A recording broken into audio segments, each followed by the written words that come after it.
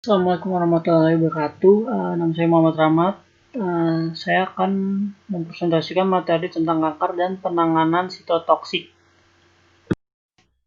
Nah, apa sih kanker itu? Jadi kanker adalah pertumbuhan sel yang abnormal yang dapat merusak sel atau jaringan dan dapat menyebar ke organ tubuh lainnya.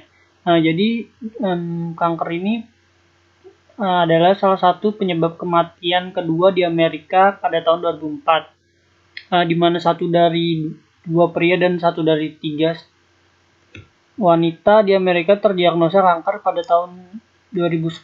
FDA menyetujui 6 obat kanker dan pada tahun 2015 ada 18 obat kanker baru dan di Indonesia tuh kanker merupakan penyebab kematian ke-6.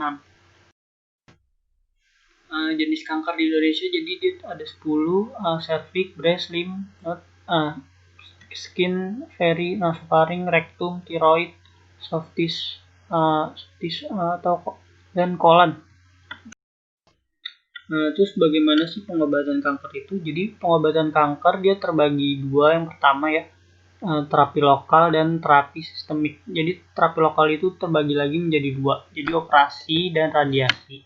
Sedangkan terapi sistemik dia terbagi 4, kemoterapi, hormonal terapi, imunoterapi, dan target terapi. Jadi beberapa penelitian terkait resiko penanganan obat kemoterapi. Jadi obat sitostatika itu bersifat karsinogenik, mutagenik, dan teratogenik. Tahun 1983, jadi Sotanemi itu dia dan kawan-kawan melaporkan adanya kerusakan liver pada 3 orang perawat yang bekerja pada World Oncology.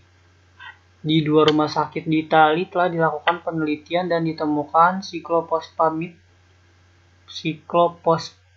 dan ifosfamid dalam urin perawat dan staf farmasi yang tidak mengikuti peraturan khusus dalam menangani obat sitostatika ini.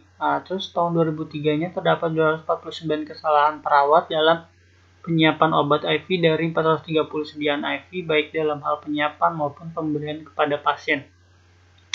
Jadi si obat sitostatika ini dia tuh efeknya bukan cuman ke pasien yang mengonsumsinya ya, jadi dia juga berefek buruk ke perawat dan tenakes di lingkungan pengobatannya ini. Jadi kita akan bahas lebih jauh mengenai obat sitostatika ini.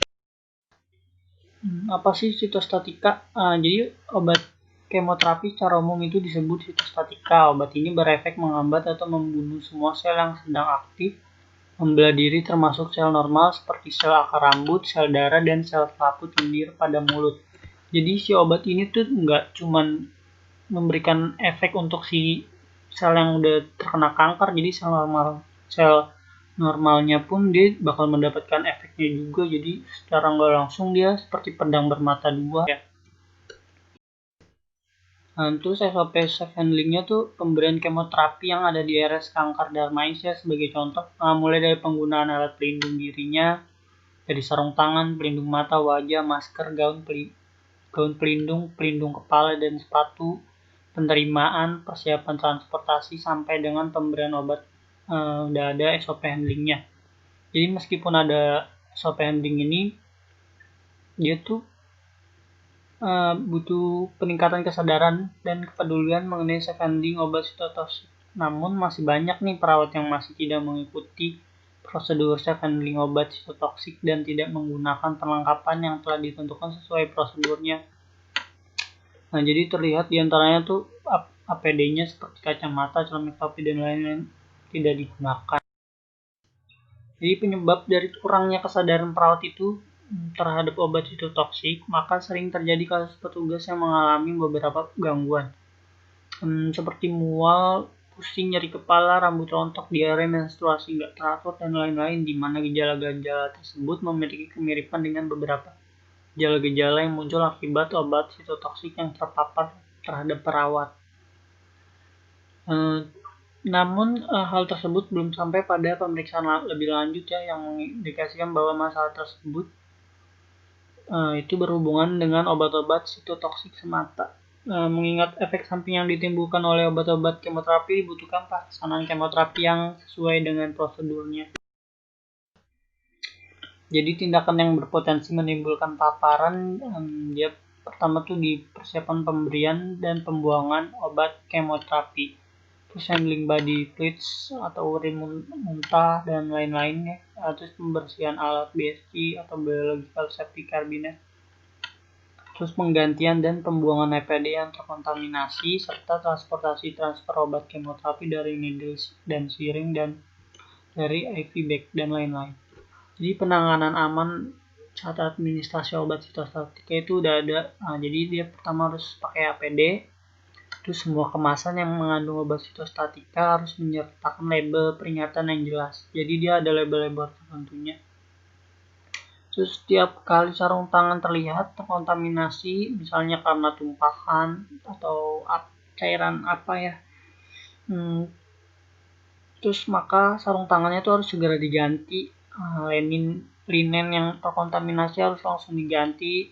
Semua limbah sitostatika harus dibuang ke dalam kantong khusus obat sitostatika atau biasanya dia kantong ungu. Terus saat administrasi obat selesai, jangan pisahkan infuset dari botol obat sitostatika, jadi itu harus dibuang langsung ke dalam kantong sampah sitostatika. Terus gunakan sarung tangan saat menghitung tablet sitostatika dan gunakan bagi penghitung khusus. Jadi dia udah ada tempat khususnya. Dan obat kemoterapi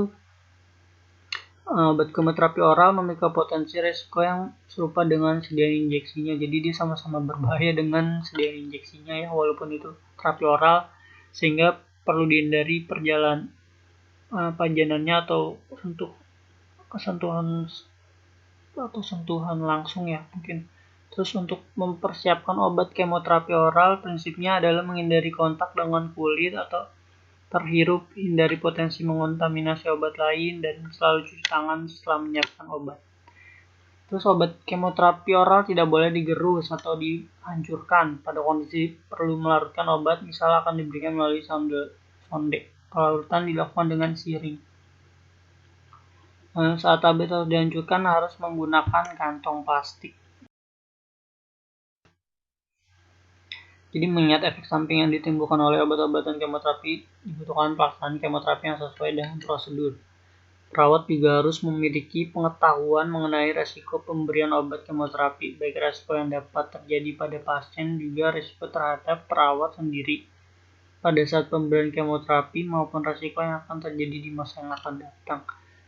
Dengan adanya pengetahuan tersebut, perawat akan memahami dan mengerti bahwa dalam memberikan kemoterapi harus melakukan dengan SOP handling kemoterapi sehingga keselamatan dan keamanan dalam bekerja dapat terjaga. Nah, jadi kesimpulannya tuh berdasarkan uraian di atas sangat diperlukan pelaksanaan kemoterapi yang aman dan sesuai prosedur mengingat efek sampingnya yang dapat ditimbulkan oleh obat sitotoksik dalam pelaksanaan kemoterapi berlaku bagi pasien, petugas kesehatan, dan lingkungan sekitarnya. Oleh karena itu, perlu untuk menelusuri dan menganalisa lebih lanjut terhadap perilaku perawat dalam menerapkan SOP self-handling pada pemberian obat sitotoksik kemoterapi ini, supaya enggak menimbulkan efek yang tidak diinginkan bagi si perawat, pasien, maupun lingkungan sekitarnya. Terima kasih, segitu aja. Assalamualaikum warahmatullahi wabarakatuh.